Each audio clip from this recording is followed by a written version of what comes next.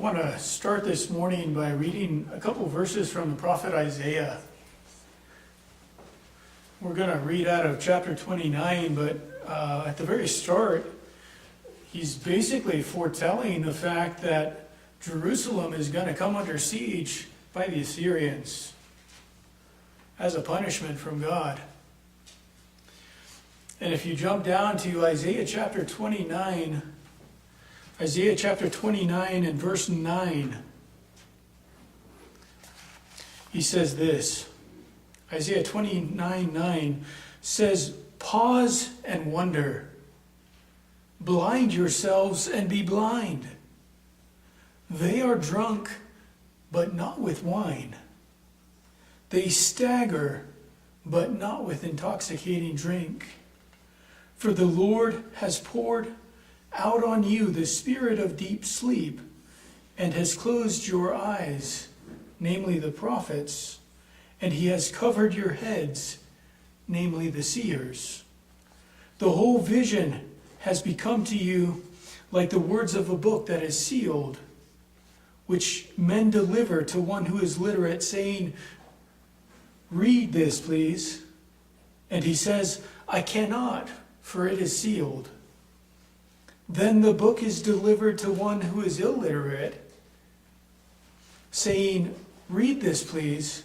And he says, 'I am not literate.'" It's quite a description of their state, isn't it? They have a self-induced blindness. They're drunk and they stagger, but it's not due to alcohol. They totter and they wobble when it comes to moral and spiritual life. And the Lord says that that's because he poured out on them a spirit of deep sleep, and the seer, or the prophets, the ones who were their eyes, if you want to call that, to see for them, he closed. And the seers, the people that were their head, he covered.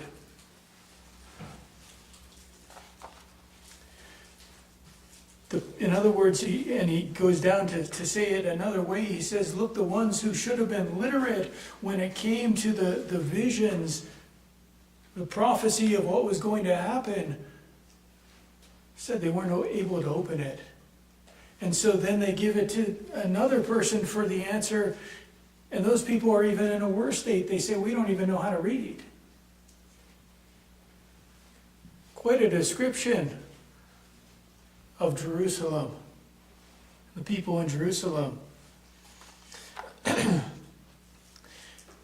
then he goes on to tell them why. Isaiah chapter 29, verse 13. And I'm going to read this out of NAS. Isaiah chapter 29, verse 13 says, "Then the Lord said, because this people draw near with their words and honor me with their lip service, but they remove their hearts far from me, and their reverence for me consists of a tradition learned by rote. Therefore, behold, I once again will deal marvelously with this people, wondrously marvelous. And the wisdom of their wise men will perish, and the discernment of their discerning men will be concealed. Woe to those who deeply hide their plans from the Lord, and those whose deeds are done in a dark place. And they say, who sees us? Or who knows us? You turn things around. Shall the potter be considered equal with the clay? That what is made should say to its maker, he did not make me. Or what is formed say to him who formed it, he has no understanding.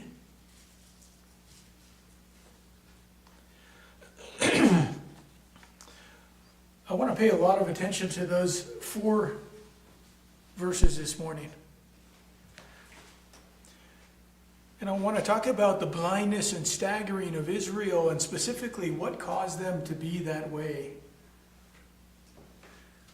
But maybe you're thinking, well, hold up a minute, this is a prophecy. It's a prophecy to the Jews somewhere around 2,700 years ago. Why are we talking about it? I want you to remind you of 1 Corinthians chapter 10. 1 Corinthians chapter 10 and verse 1. 1 Corinthians 10 and verse 1 says, "For I do not want you to be unaware, brothers, that our fathers were all under the cloud and all passed through the sea, and all were baptized into Moses in the cloud and the sea, and all ate the same spiritual food, and all drank the same spiritual drink. For they drank from the spiritual rock that followed them, and that rock was Christ. Nevertheless, with most of them, God was not pleased, for they were overthrown in the wilderness. Now these things took place as examples for us, that we might not desire evil as they did, nor be idolaters as some of them were, as it is written, the people sat down to eat and drink and rose up to play. We must not indulge in sexual immorality as some of them did, and 23,000 fell in a single day. Nor grumble as some of them did and were destroyed by the destroyer. Now these things happened to them as an example, but they were written down for our instruction, on whom the end of the ages has come. Therefore, to anyone who thinks he stands, take heed lest he fall. No temptation has overtaken you except as is common to man. God is faithful, and he will not allow you to be tempted beyond what is your ability, but with the temptation will also provide a way of escape, that you may be able to endure it." Things that happened in the Old Testament happened to them to be our examples, and they were written so that we could learn from those things, so we wouldn't have to experience the same things. People kind of joke around about that. Maybe some of it's serious, though. They want to know how the devil knows your worst weakness. Why the devil seems to know exactly where to hit you with things. The reason he does is because it's just common. The things that people struggled with thousands of years ago, people struggle with today. The same temptations have been there the whole time. The devil's seen it all over and over and over again. The same tendencies. We go down the same roads, the same paths in life. We make the same choices. So it is very important to learn from history so we don't repeat it. First point this morning is out of Isaiah 29, verse 13. It says, "Then the Lord said, because this people draw near with their words and honor me with their lip service, but they remove their hearts far from me, and their reverence for me consists of tradition by rote, learned by rote." What caused the blindness, staggering of Israel way back then? They used their mouth instead of their heart. They used their mouth instead of their heart. The reason is they claimed to be close to God. They knew how to say their prayers, or what to say in their prayers. They knew how to sing praises to God. They knew how to talk godly with the rest of God's people. They knew how to say things that honored God. But the reality is they were just going through emotion. They were going through the motion with their mouth. In NAS it says it was lip service. Have you ever went to buy something and realized that the salesperson really had no interest in helping you? They might have said all the right things. They might have helped you and answered the questions you asked. They might even had a smile on their face, but there was something about them where it was pretty clear they really would rather you go away. Not talking about anybody specific. But we've all experienced that at some point.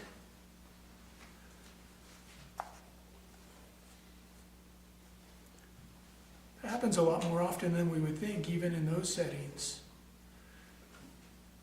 And what happens to the customer in that case?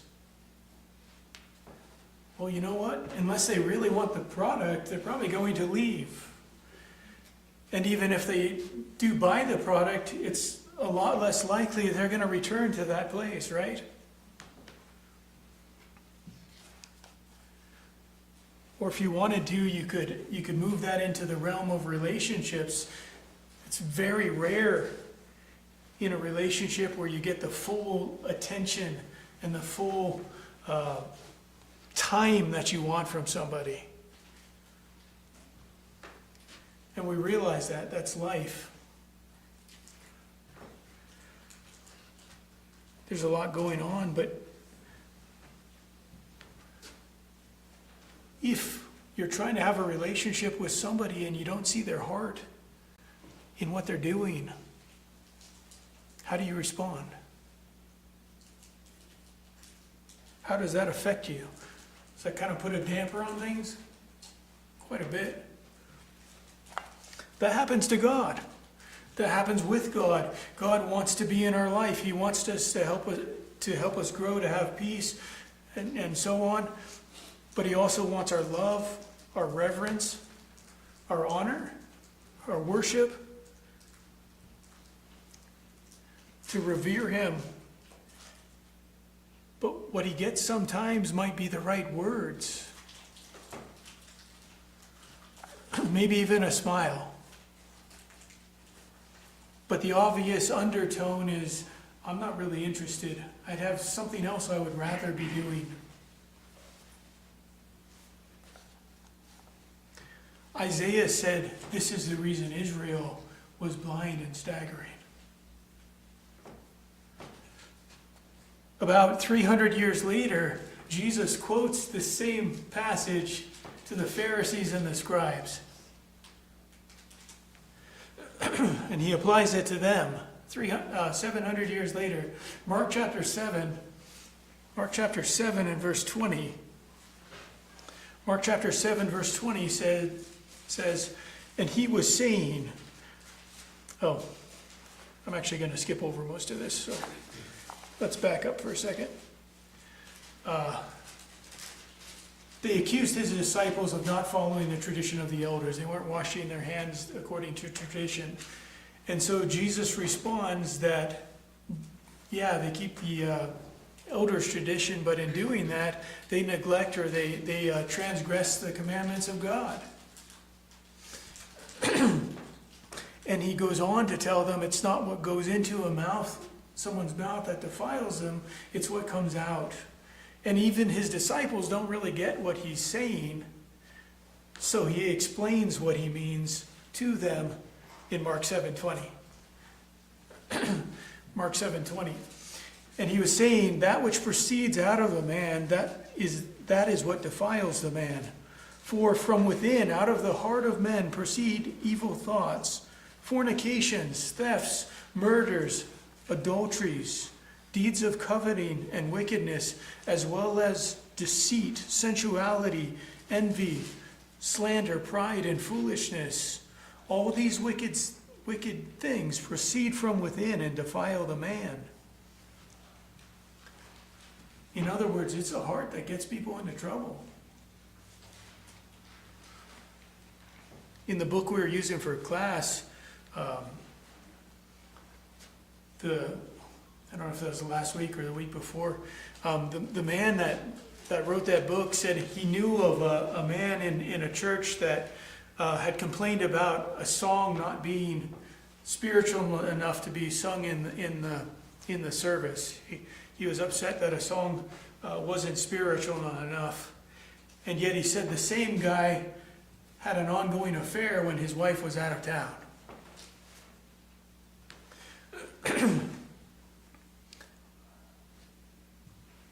In other words, this guy said something in the church service that might make him seem like he's very concerned and careful about being godly. But what's actually in his heart is what?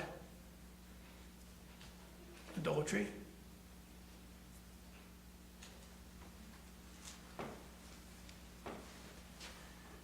You know, he didn't actually give any details about that situation other than that.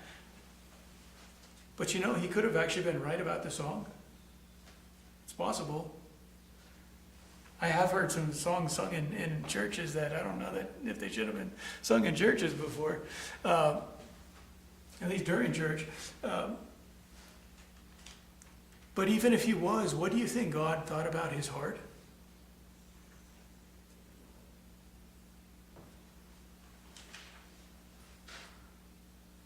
Even if he was right, the song shouldn't be sung, but on the other side, he's out committing adultery. Where's his heart? What does God see? We are warned about our hearts a lot in the Bible. Jeremiah chapter 17. Jeremiah chapter 17 and verse 9. Jeremiah 17:9 says, "The heart is deceitful above all things, and desperately sick. Who can understand it? I, the Lord, search the heart and test the mind, to give every man according to his ways, according to the fruit of his deeds." Our heart gets off base, can get off base really, really easily. God sees what's really there. Hebrews chapter 3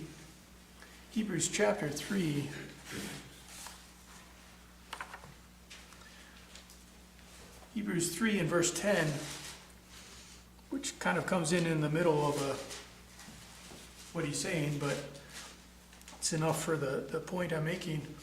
Hebrews 3:10 says, "Therefore I was angry with that generation and said, they always go astray in their heart, and they have not known my ways. So I swore in my wrath, they shall not enter my rest. Beware, brethren, lest there be in any of you an evil heart of unbelief in departing from the living God. But exhort one another daily while it is called today, lest any of you be hardened through the deceitfulness of sin." Whether we believe it or not, it is easy to go astray in our heart. It's easy to start disbelieving what God said and actually depart from God instead of drawing near to walk away. That's perhaps one of the worst aspects of what sin does to us, is it deceives and hardens our hearts towards God.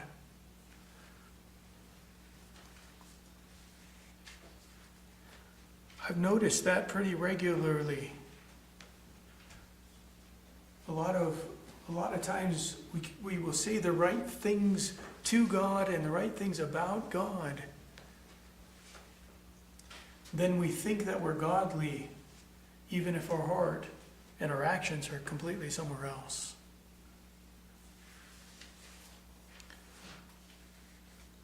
How could that man get to the point where he could commit adultery?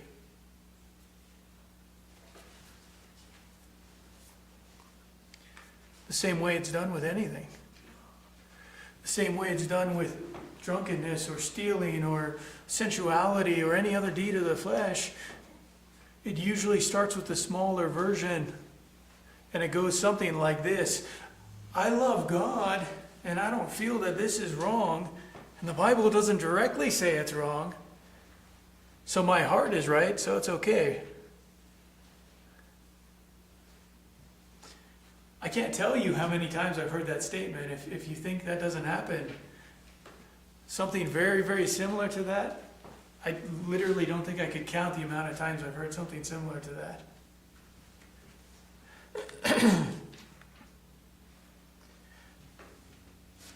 But you hear that statement, and then you see the person that made it they go further and further in that area. And they drift farther and farther away from God, but the whole time they're still praising God and honoring Him with their mouth. But the reality proves their heart wasn't on God and wanting to do what He wanted them to live how they wanted to. Worshiping God with your mouth, but not our hearts, is always going to lead to spiritual trouble. Jesus told a parable in Matthew 21. Matthew chapter 21, verse 28. He said, "What do you think? A man had 2 sons, and he went to the first and said, 'Son, go and work in the vineyard today.' And he answered, 'I will not.' But afterwards he changed his mind and went. And he went to the other son and said the same. And he answered, 'I go, sir,' but did not go. Which of the 2 did the will of the Father?" They said, "The first." Jesus said to them, "Truly I say to you, the tax collectors and the prostitutes will go into the kingdom of God before you. For John came to you in the way of righteousness, and you did not believe him. But the tax collectors and prostitutes believed him. And even when you saw it, you did not afterward change your minds and believe him."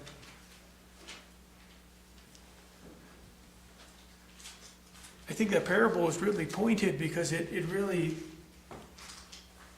makes it obvious that doing God's will is not about what you say you're going to. It's not about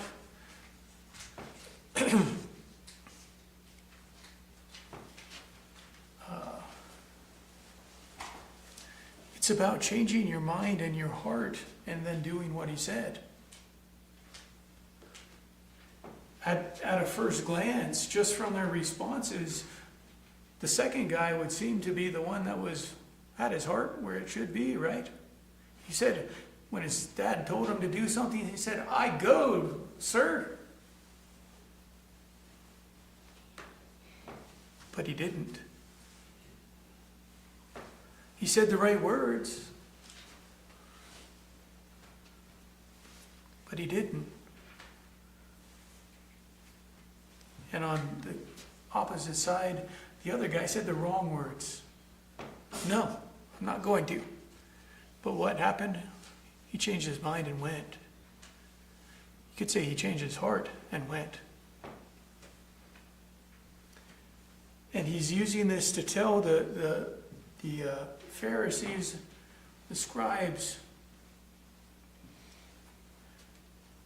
when Jesus came, even with everything he showed, everything he demonstrated about who he was, they refused to believe. They talked religious, they acted religious, they claimed to be religious, they claimed to be the authority on being religious, but they didn't believe. They didn't follow him. And on the flip side, the tax collectors and prostitutes, and it was always kind of funny when you talk about tax collectors, because up in Thornton we used to have a guy who worked for revenue. So it was always kind of funny. You pick on him a little bit, but the tax collectors and the prostitutes were obviously living an ungodly life. But when Christ came, they believed, they changed their minds, and they started following him. You could say the difference between the two groups was their heart. It's not what they said.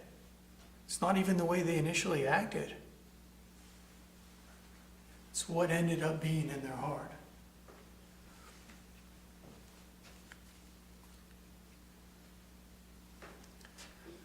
Israel got into trouble when they used their mouth, not their heart. Back to Isaiah 29 and verse 13 again. Isaiah 29:13 says, "Then the Lord said, because this people draw near to me with their words and honor me with their lip service, but they remove their hearts far from me, and their reverence for me consists of tradition learned by rote." This is why I chose New American Standard to read this out of. Do you know what rote is? R-O-T-E. It's not a word you hear very often. Doesn't mean to write something on a page. By rote. That means you memorize. It's a process of memorizing something using a routine or repetition, usually where you don't give full attention or comprehension to it. In other words, it's a mechanical routine. And I like that because it kind of helps you understand what he's talking about here. You know, if you think about it, that's what we usually do, right? Isn't that how everybody got through school? Right? I think, Greg, we talked about this a little bit the other day. You memorize all this junk just enough so that you can fill out the quiz, and then if somebody were to ask you about it the next day, what can you actually tell them? Not a whole lot. Maybe a little bit. Both of the last jobs I've had have those little training segments. You know, you have to read this stuff online or watch this little video, and immediately after you have a quiz. But you know what? Most of the time I can tell you for a fact I'm not interested in that material.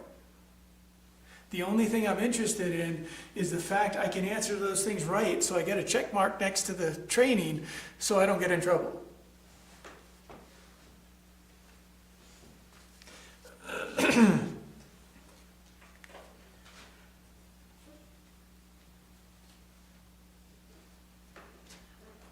But what would be the difference if you really wanted to go into that field or that subject?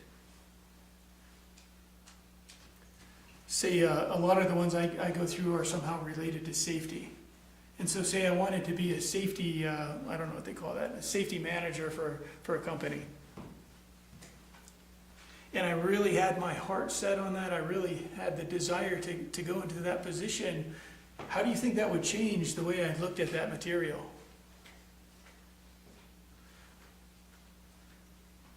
It wouldn't be just so I can pass this quiz so I don't get into trouble. And it might start out the same way. It might start out slow. It might start out with just memorizing the things so you can pass the first couple tests. But by the time you actually get all the way through whatever training you need to, and you get into that job and you start having to do that job, then you're starting to load up on all of that stuff, right? You're starting to have to really comprehend it because you're putting it into practice. You're teaching other people.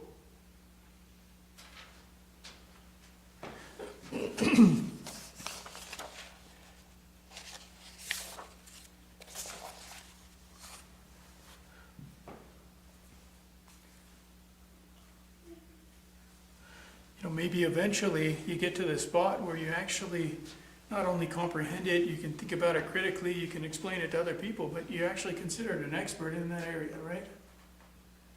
That's something you really want to happen. That's where it's going to go.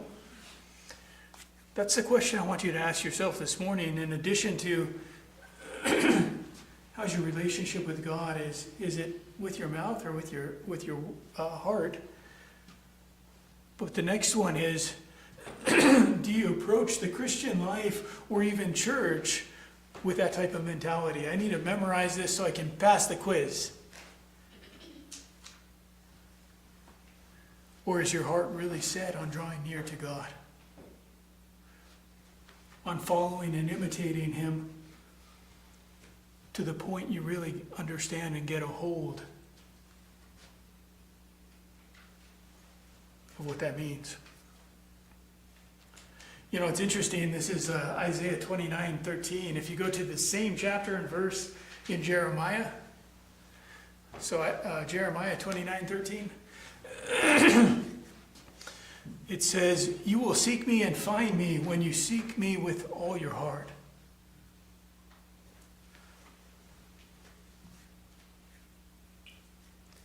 I think that's another thing that's really easy to start to slide into. You just want to know and do enough of what God requires to learn it by rote. But our heart is really focused on something else that we really want to do.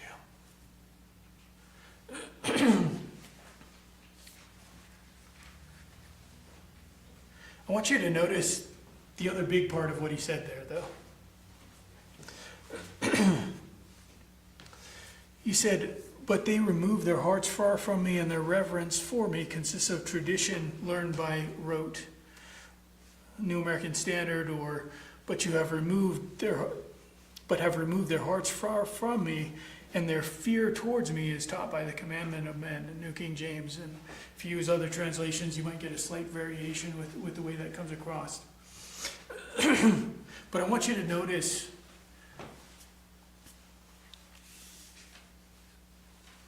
the main point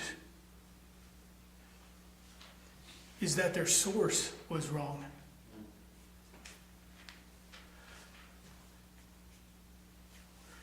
What were they learning from? By rote. What were they learning from? The tradition or the commandment of men.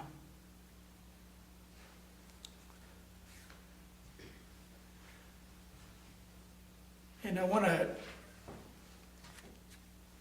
kind of target this in a little bit, because are we to follow godly men?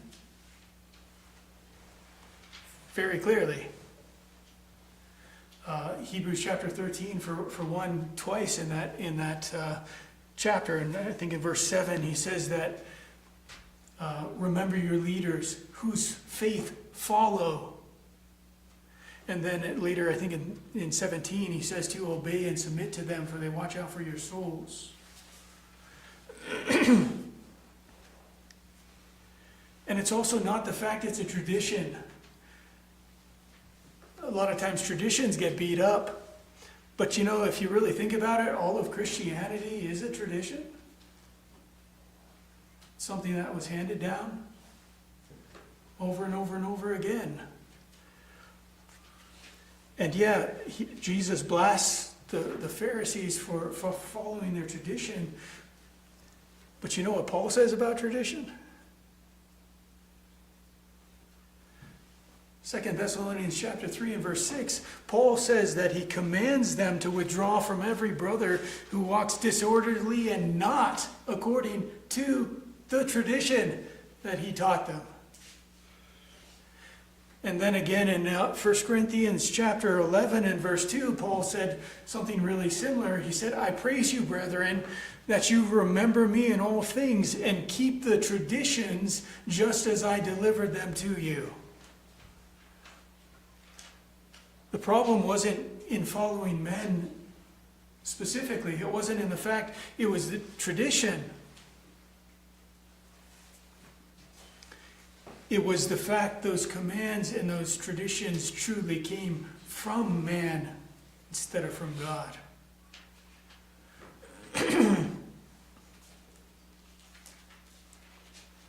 That's what Jesus said to the Pharisees when he quoted that text. He said, "You keep the tradition of men, but you reject or neglect the commandment of God."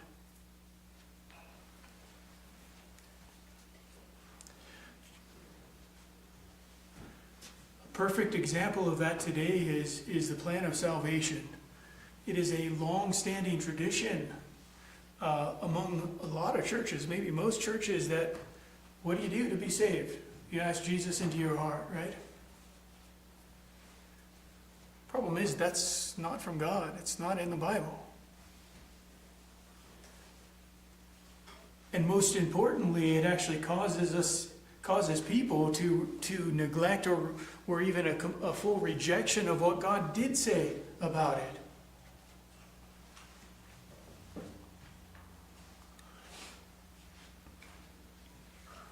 How can you be blind and stagger like Israel? Follow God with your mouth instead of your heart. Learn to follow God by rote instead of with your heart, memorizing what men teach. If you want to be foolish and ignorant about God, that's how. But I want you to notice a couple more things from the next couple verses. Isaiah chapter 29 and verse 14. Isaiah 29 and verse 14 says, "Therefore, behold, I once again will deal marvelously with this people, wondrously marvelous, and the wisdom of their wise men will perish, and the discernment of their discerning men will be concealed. Woe to those who deeply hide their plans from the Lord, and whose deeds are done in a dark place, and they say, who sees us, or who knows us?" You know, that's one of the biggest warning signs. There's a problem with your heart. When you start thinking or believing that you can hide from something from God, that He's not going to see what you do, your thinking is got a problem and your heart's got a problem. Jeremiah 23:24 said, "Can a man hide himself in hiding places so that I do not see him, declares the Lord? Do I not fill the heavens and the earth, declares the Lord?" We can't hide anything from God. That's absurd. But we still start to believe it sometimes.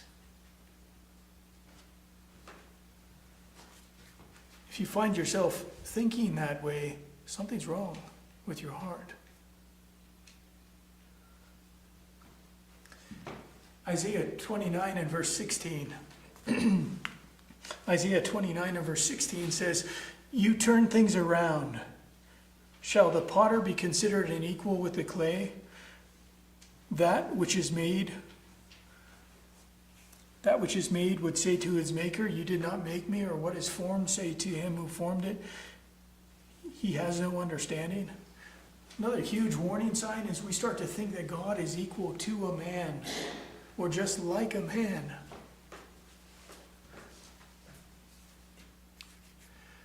Have you ever been on really good terms with a boss? To the point you talk to them like they're a fellow employee? And then you even get to the spot and you actually get in an argument with them over something they wanted you to do? What ends up happening? I'm your boss.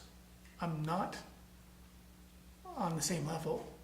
You will do it this way.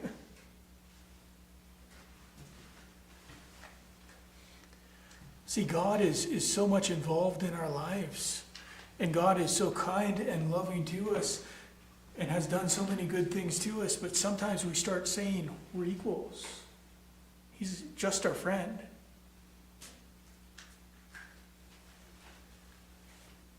God is not equal to us. God is God.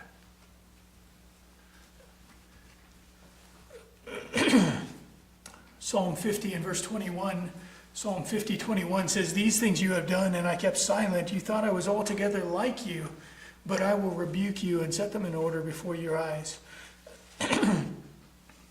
Sometimes because God doesn't directly come out and say something, He doesn't come out and counter what we said.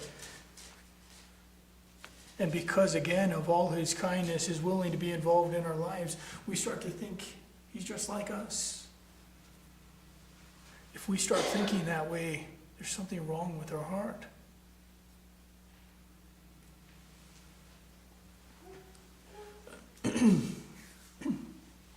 And then right along with that, we'll take the last one this morning. In the same verse, he says, "Or what is formed, say to him who formed it, he has no understanding."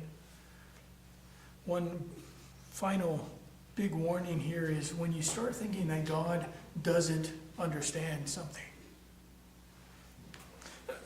Job tried questioning God, and what happened? Oops. Let me put my hand over my mouth and repent.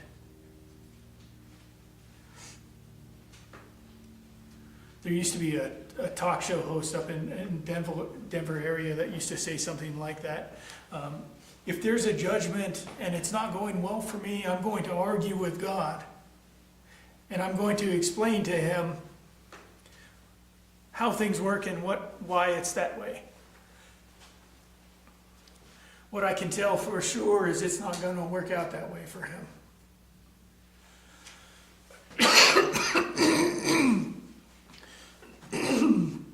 Excuse me. Anytime we start to think that we understand something better than God, there's something wrong. Something wrong with our thought process, something wrong with our hearts.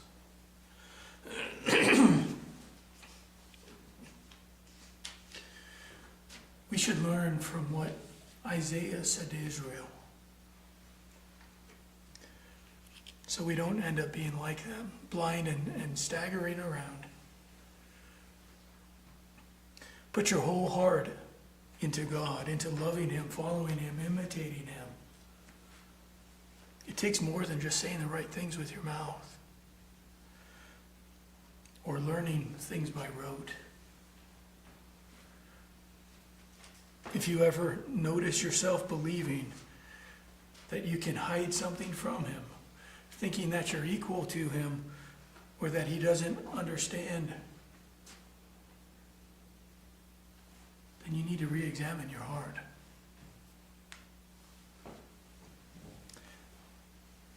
Sometimes you might notice that you're drifting a little bit, that your heart is getting a little bit hard. And so I'll end with Ezekiel, what Ezekiel said to God's people when they were in exile and under God's punishment. In Ezekiel chapter 36 and verse 25, Ezekiel 36 and 25 says, "Then I will sprinkle clean water on you, and you shall be clean. I will cleanse you from all your filthiness and from all your idols. I will give you a new heart and put a new spirit in you. I will take the heart of stone out of your flesh and give you a heart of flesh. I will put my spirit within you and cause you to walk in my statutes, and you will keep my judgments and do them." If you ever see that your heart isn't in play and you see that it's hard, remember what kind of God we have. Remember the kind of thing He wants to do for you, for me, what He wants your future to be. God can change everything about you, even your heart, even something that's that deceitful, that's that wicked. I think New King James says it's desperately wicked. Jeremiah 29:13 there. He can change it. He wants to change it. And He will change it if you let Him.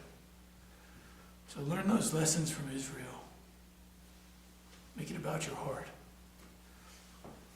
Thank you for your attention.